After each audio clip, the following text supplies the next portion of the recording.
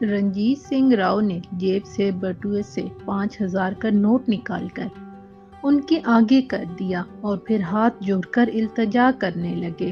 وڈیکر بابا نے سوالیہ نظروں سے دیکھا۔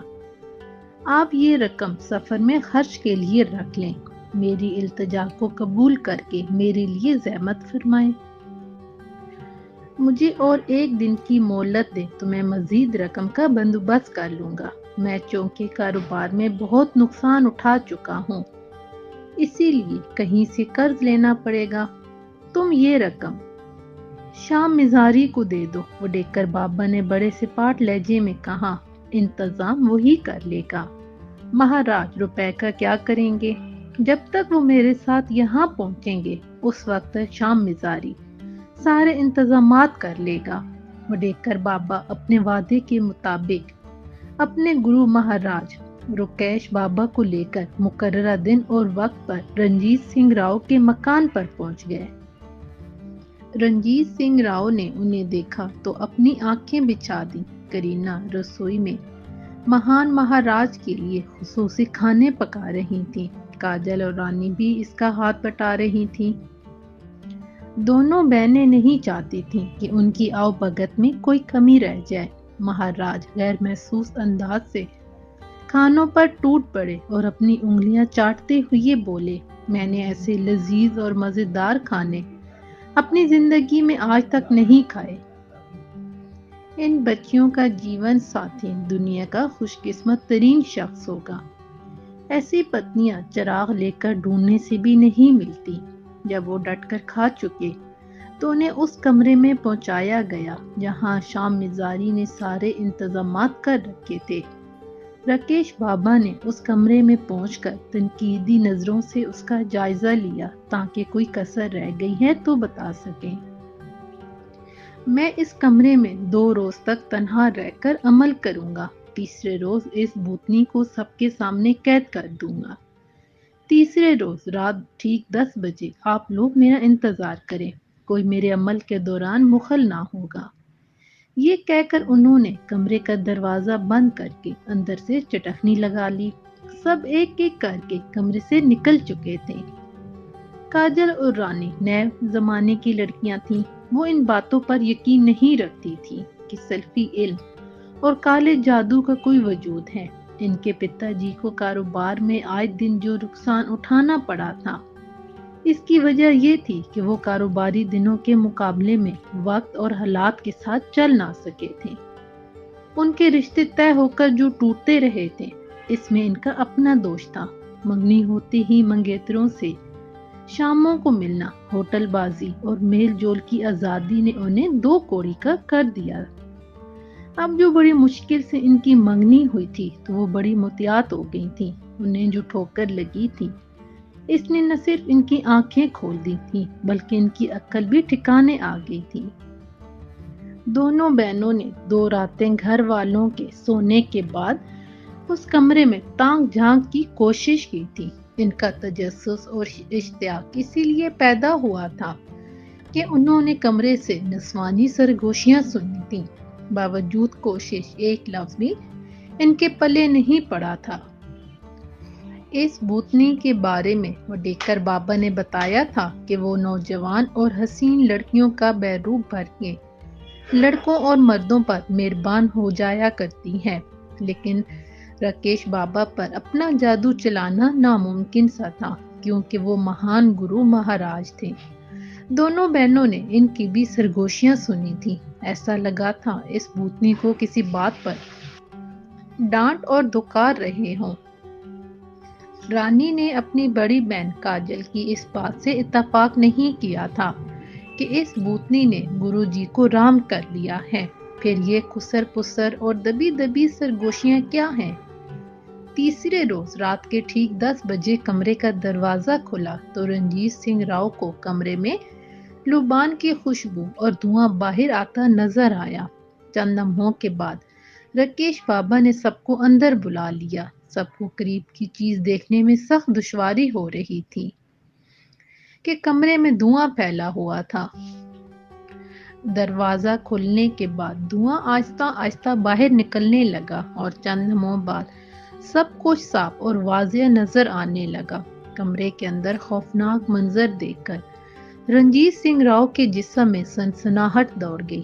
گھر کے باقی افراد بھی سراسیمہ اور خوف زدہ ہو گئے۔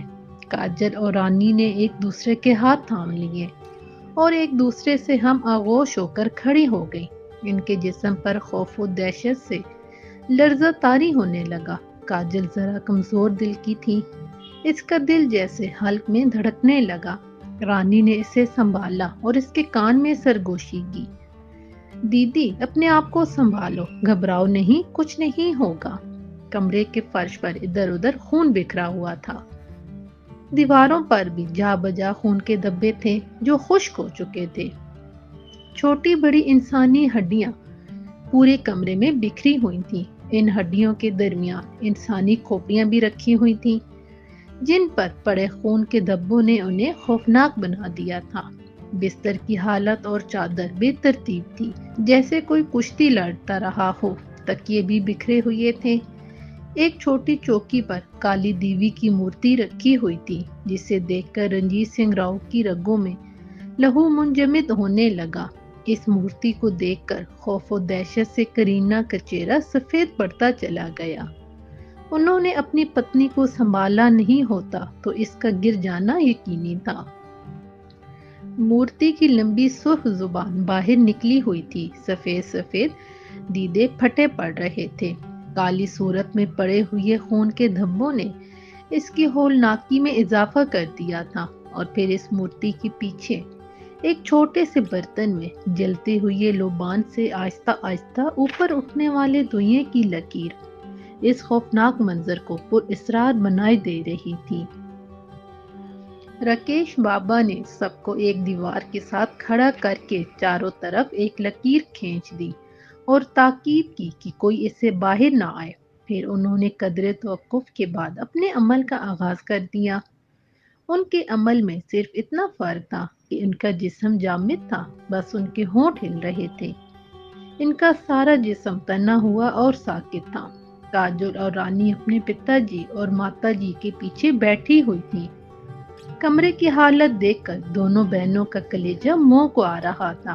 کمرے میں گہرا سکوت چھایا ہوا تھا جس سے ایسا لگ رہا تھا کہ انہیں دیوی کی طرف سے بات کرنے کی اجازت نہیں مل رہی ہے، اسی لیے ان کی حالت ابتر ہو رہی تھی۔ کچھ دیر بعد اجازت ملی تو ان کا جسم ایک دائرے میں رقص کے انداز میں چومنے لگا، کسی شراب میں دھت آدمی کی طرح۔ چند لمحوں کے بعد وہ کچھ بڑبڑانے لگے تھے۔ رنجیت سنگھ راؤ جو ان کے قریب بیٹھے تھے، انہوں نے کان لگا کر سننے کی کوشش کی تو ان کی آواز صاف سنائی نہیں دی۔ پھر انہوں نے غور سے سنا۔ وہ کہہ رہے تھے، چل چل میں تجھے نہیں چھوڑوں گا۔ پھر ان کے ہونٹ بند ہو گئے۔ چند ثانیوں بعد پھر ان کی آواز رنجیت سنگھ راؤ نے غور سے سنی۔ وہ کہہ رہے تھے، تو کتنا بھاگ نہیں سکتی، میں دیکھتا ہوں، میں تجھے نہیں چھوڑوں گا۔ سیدھی طرح اس بوتل میں آ جا، نہیں تو بہت برا ہوگا۔ رانی نے سب سے نظریں بچا کر کاجل کے کان میں سرگوشی کی، کیا یہ حیرت کی بات نہیں ہے کہ بھوتنی نظر نہیں آ رہی؟ آخر ان کے قابو میں کیوں نہیں آ رہی ہے؟ اچھا ہوا جو نظر نہیں آ رہی ہے۔ اگر وہ بھیانک اور خوفناک شکل کی ہوگی تو شاید ہم خوف و دہشت سے بے ہوش ہو جائیں گے۔ وہ اسی لیے بھی نظر نہیں آ رہی ہے کہ وہ بدرو ہے۔ یوں بھی بدرو عام آدمیوں کو دکھائی نہیں دیتی اور پھر ان میں بہت زیادہ شکتی ہوتی ہے، اسی لیے ان پر کسی منتر کا اثر نہیں ہوتا ہے۔ یہ دونوں 2 دن تک ایک دوسرے پر شکتی آزما رہے ہیں کیا؟ رانی نے خیال ظاہر کیا۔ ہو سکتا ہے، کاجل سر ہلاتے ہوئے کہنے لگی۔ بھوتنی نے بیروٹ بھر کے انہیں زیر کرنا چاہ ہوگا کہ گرو جی بابا اسے بوتل میں قید نہ کر سکے۔ وہ اس بھوتنی کی فریب میں نہیں آئے ہوں گے، آخر اسے بے بس ہونا ہی پڑے گا۔ گرو جی اسے زیر کر کے ہی رہے ہیں۔ میں نے اپنی سہیلی کے پتا جی سے سنا تھا کہ کالی ماتا کے زیر اثر بدرو ہیں، بہت طاقتور ہوتی ہیں، ان پر کسی کا منتر کوئی اثر نہیں ہوتا ہے۔ میرا دل کر رہا ہے کہ میں اس بوتنی کو دیکھوں، رانی بولی۔ میں اپنا دل بہت مضبوط کر کے بیٹھی ہوں۔ راکیش بابا تو اپنا پورا زور اور اپنی طاقت لگا رہے ہیں، لیکن ان کے قابو میں نہیں آ پا رہی ہے، کاجل نے کہا۔ راکیش بابا نے بھی جیسے تیار کر لیا ہے کہ اسے قابو میں کر کے ہی دم لیں گے۔ وہ ان سے کسی قیمت پر بچ نہیں سکتی، رانی بولی۔ ماتا جی نے سرگوشیاں سنی تو انہیں خشمگین نظروں سے گھورا۔ چپ بھی ہو جاؤ، یہ کیا کینچی کی طرح زبان چلا رہی ہو؟ گرو بابا ناراض ہو کر عمل چھوڑ کر چلے جائیں گے، ماتا جی کے لہجے میں برہمی تھی۔ پھر سارا کیا دھرا رہ جائے گا۔ میں چاہوں تو بوتنی کو دکھا سکتا ہوں، لیکن وہ ایسی نامناسب حالت میں ہے کہ زیب نہیں دیتا ہے۔ شام مزاری نے دونوں بہنوں کے پاس آ کر سرگوشی کی۔ راکیش بابا بہت غصے ہو رہے ہیں، بس چپ ہو کر عمل دیکھتی جاؤ۔ کافی دیر تک یہ تماشا اور عمل جاری رہا۔ بوتنی کو بوتل میں بند کرنا آسان اور ان کے بس کی بات نہیں لگ رہی تھی۔ یہ بات ان کے بشرے سے ظاہر ہو رہی تھی۔ ایک مرتبہ ان کی پیشانی ارکلوت ہوئی۔ آخر ایک لیمبو اچھلتا ہوا اس چوڑے منہ والی بوتل میں گھس گیا۔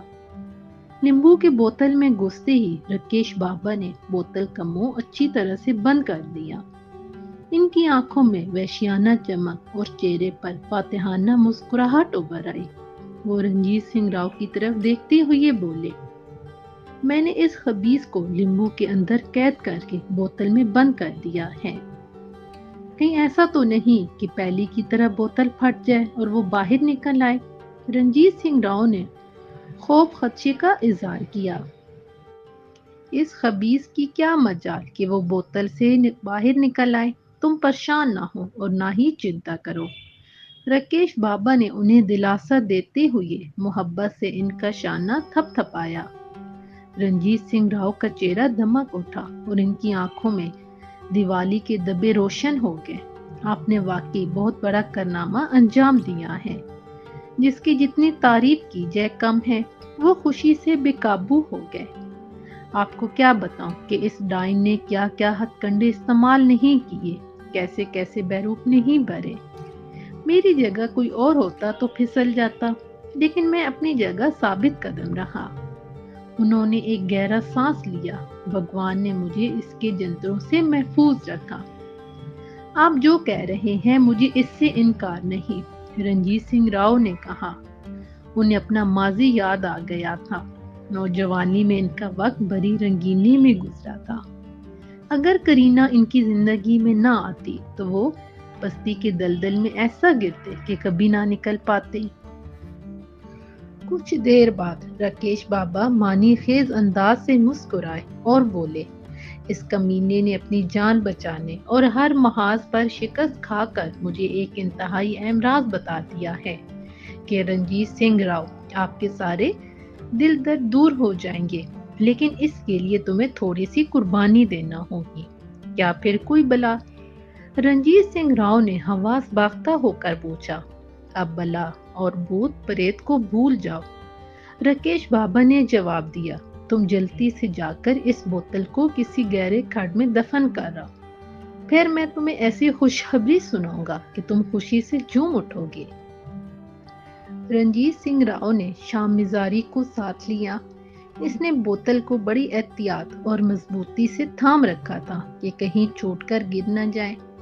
چلتے چلتے شام مزاری ایک دم سے تھک کر رک گیا تو رنجیت سنگھ راؤ نے اس کی طرف دیکھا کہ کہیں بوتل گر تو نہیں گئی۔ انہوں نے ایک عجیب منظر دیکھا جو ناقابل یقین تھا۔ بوتل اتنی بڑی تھی کہ اس میں 1.5 لیٹر پانی آ سکتا تھا۔ اس میں راکیش بابا نے لیمبو داخل کیا تھا جو مرغی کے انڈے کے برابر تھا۔ وہ لیمبو ایک دم سے شک ہو گیا اور اس میں سے دھواں نکلنے لگا۔ چند لمحوں بعد وہ دھواں بالشت بھر گڑیا میں تبدیل ہو گیا۔ وہ گڑیا کسی جیتی جاگتی نہایت حسین و جمیل پرشباب دوشیزہ کی طرح دکھائی دے رہی تھی۔ حیرت کی بات تھی کہ اس کا چہرہ اور نشیب و فراز اس قدر ہیجان خیز تھے کہ ان کے جذبات پٹکنے لگے۔ کیا یہ بوتنی ہے؟ رنجیت سنگھ راؤ نے سوال کیا۔ اسے راکیش بابا نے لیمبو میں بند کر دیا۔ ان کے لہجے میں بڑی حیرت تھی۔ جی ہاں، شامی زاری نے سر ہلایا، اسے گرو جی نے قید کر دیا تھا۔ لیکن بھوتنی تو بہت بدصورت، مکروہ اور بھیانک ہوتی ہے، اور یہ تو انتہائی حسین ہے۔ بھوتنی نے یہ بیروپ اسی لیے بھرا تھا کہ گرو جی کو رام کر لے، لیکن اس کا جادو ان پر چل نہ سکا۔ پھر شام مزاری نے بوتل پر کوئی منتر پڑھ کر پھونکا تو بھوتنی لیمبو میں سما گئی اور لیمبو کا منہ بند ہو گیا۔ چلتے چلتے وہ ایک قریبی کھیت میں پہنچے جس کی مٹی نم تھی۔ شام مزاری نے گڑھا کھودا اور بوتل کو اچھی طرح سے دفن کر دیا تاکہ وہ باہر نہ نکل آئے۔ پھر وہ لوٹ کر گھر پہنچے۔ اب تم اپنے گھر والوں سے کہو کہ اپنے اپنے کمرے میں جا کر آرام کریں، وڈیکر بابا نے تحکمانہ انداز سے کہا، کیونکہ یہ راز گھر والوں کے سامنے نہیں بتایا جا سکتا۔ رنجیت سنگھ راؤ نے گھر کے افراد کو کمرے سے نکال کر دروازہ بند کیا اور اندر سے چٹکنی لگا دی۔ میرے عمل سے جب اس بھوتنی کو جان کے لالے پڑ گئے تو اس نے بڑی منت سماجت کی کہ اس کی جان بخشی کی جائے۔ پھر میرے وچن دینے پر اس نے ایک راز بتایا، راکیش بابا نے سرگوشی میں کہا۔